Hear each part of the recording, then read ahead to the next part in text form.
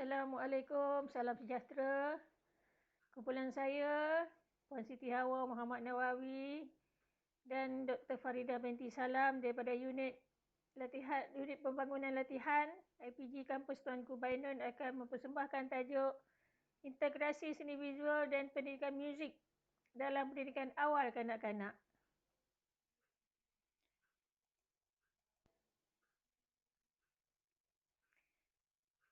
Apakah pendidikan awal kanak-kanak? Pendidikan awal kanak-kanak bermaksud lingkungan umur prasekolah iaitu 3 hingga 6 tahun dan juga sekolah rendah tahun 1 sehingga tahun 3 yang meliputi umur 7 hingga 9 tahun.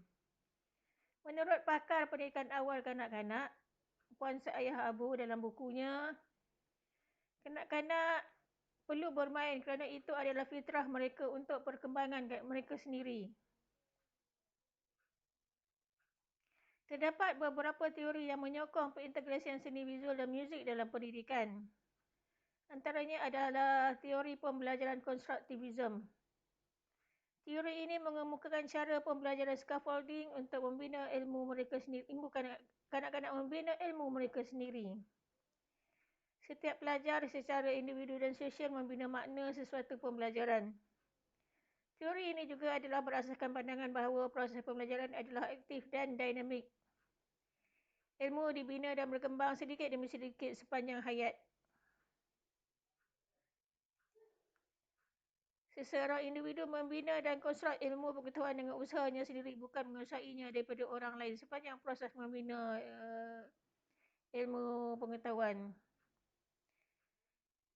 Teori ini disokong oleh Howard Gardner melalui teori kecerdasan manusia,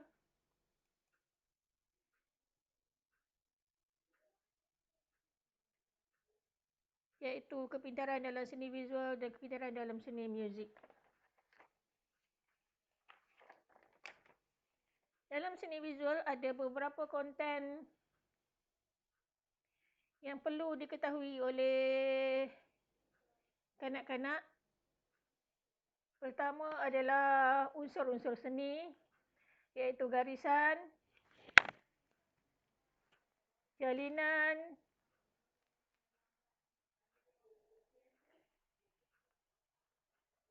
rupa, bentuk, ruang dan warna.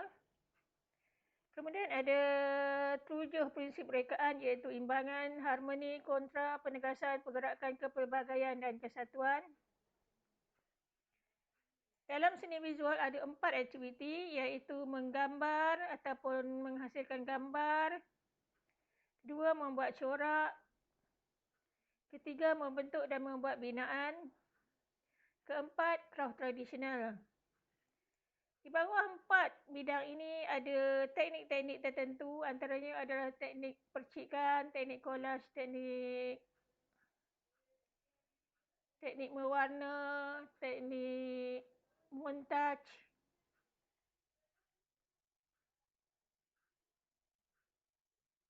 dan banyak lagi lah. Sementara dalam muzik ada banyak konten yang tersendiri. Pertama adalah harmoni. Apa dia harmoni? Harmoni adalah cantuman not-not yang dibunyikan serentak. Kedua, rhythm ataupun irama. Gabungan pelbagai jenis not muzik yang berbeza akan menghasilkan irama. Melodi mengandungi pitch.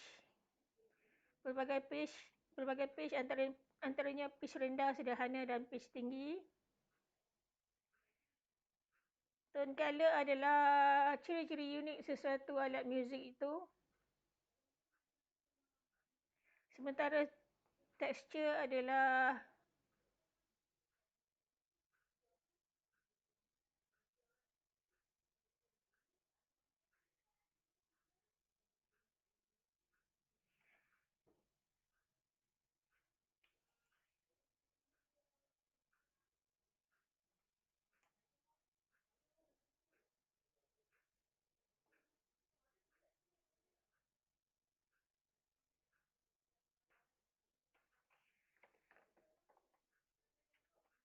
pemilihan alat-alat muzik yang ingin digabungkan sekali. Itu antara konten dalam muzik. Sebenarnya banyak lagi, saya ringkaskan sahaja. Okey, seterusnya kepentingan seni visual dan seni muzik dalam kehidupan seseorang kanak-kanak itu. Pertama adalah memudahkan komunikasi. Apabila kanak-kanak terlibat dengan aktiviti berkumpulan, mereka terpaksa berkomunikasi, terpaksa bercakap, terlibat dengan dialog. Hasilnya, kanak-kanak yang paling pendiam pun terpaksa bercakap. Terpaksa saling berkomunikasi, saling mengemukakan pandangan, pro and con masing-masing, memberi dan menerima pandangan secara berdisiplin, secara bertolak ansur. Itu adalah memudahkan komunikasi. Kedua, ekspresi. Apabila mereka kanak-kanak terlibat dalam aktiviti berkumpulan, dalam seni visual dan seni muzik, mereka akan saling memberi rangsangan dan berkongsi kegembiraan. Hal ini memudahkan ekspresi. Begitu juga dengan apresiasi.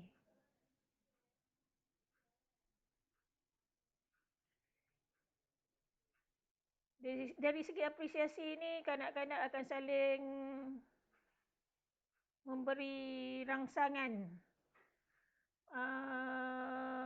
menggalakkan kawan-kawan memberi pendapat, menggalakkan kawan-kawan, memuji kawan-kawan mereka. Akhirnya berlaku apresiasi di situ. Yang keempat adalah meningkatkan kreativiti dan imajinasi. Aktiviti seni visual dan seni muzik mencetuskan eksperimen dan penerokaan. Selain mengembangkan idea dan penyelesaian unik yang bernilai. Dan satu lagi adalah melalui sokongan emosi. Seperti yang kita tahu, kanak-kanak mudah tersentuh, mudah down, mudah jatuh semangat mereka dengan sesuatu peristiwa yang berlaku. Jadi, melalui muzik dan seni visual, diharapkan kanak-kanak mendapat sokongan emosi yang sepatutnya. Saya bagi satu contoh lagu yang memberi sokongan emosi kepada kanak-kanak. Contohnya lagu Seekor Labah-Labah, labu-labah yang sarangnya terganggu akibat hujan. Seekor labah-labah cuba panjat perigi, bila hujan turun labah cepat lari. Terbit matahari, air tak ada lagi, labah cuba panjat sekali lagi. Lirik lagu ini menunjukkan bahawa apabila berlaku sesuatu kejadian yang tidak dijangka, seperti hujan dan sebagainya, jangan mudah patah semangat. Teruskan hidup, teruskan berjaya, teruskan mencapai impian. Jadi itulah kita katakan sokongan emosi. Saya teruskan dengan contoh RPH supaya lebih jelas lagi bagaimana berlakunya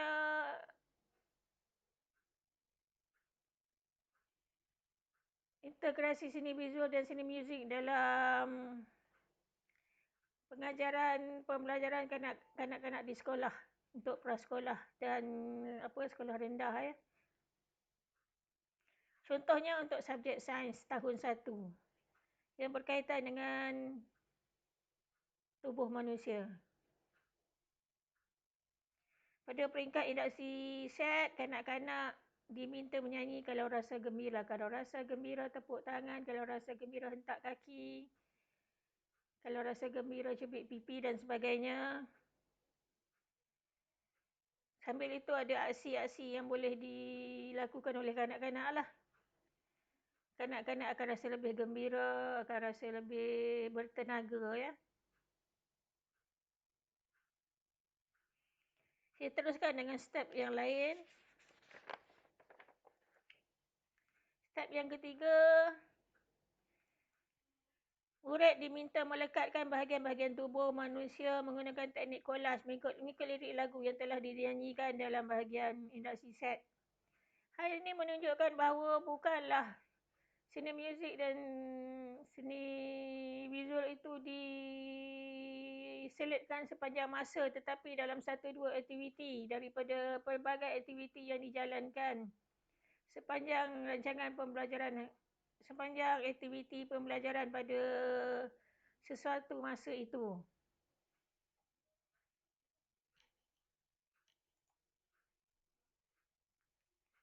Jadi tidaklah mengambil masa yang panjang, cuma sedikit masa supaya pelajar tidak bosan dan secara tidak langsung kanak-kanak dapat membina pengetahuan mereka sendiri dengan ilmu yang baru, dengan motivasi yang lebih tinggi.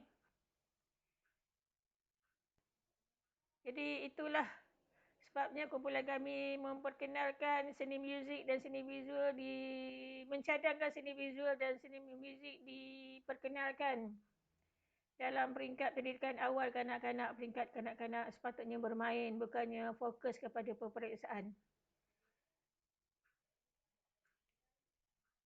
Jadi itu sahaja daripada kumpulan kami. Terima kasih.